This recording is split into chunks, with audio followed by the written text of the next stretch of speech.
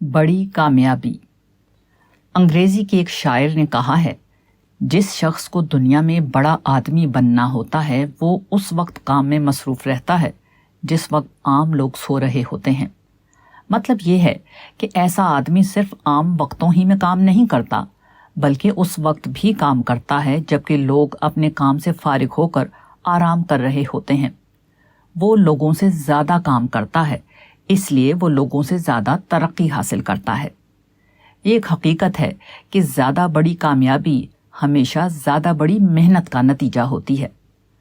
سر سی وی رمن ہندوستان کے مشہور سائنسدان گزرے ہیں جن کو نوبیل انعام دیا گیا۔ ان سے کسی نے کہا کہ سائنسدانوں نے جو بڑی بڑی دریافتیں کی ہیں ان میں سائنسدانوں کا اپنا کوئی کارنامہ نہیں، کیونکہ اکثر دریافتیں محض اتفاق سے حاصل ہوئی ہیں۔ ڈاکٹر رمن نے جواب دیا، ہاں، مگر ایسا اتفاق صرف ایک سائنسدان کو پیش آتا ہے۔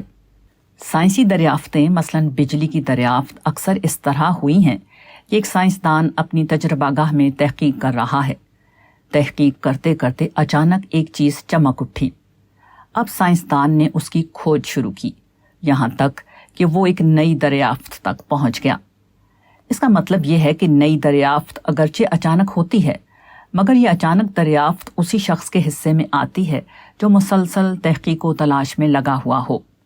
کوئی آدمی بیکار بیٹھا ہوا ہو تو اس کے ساتھ ایسا خوش قسمت لمحہ کبھی نہیں آئے گا۔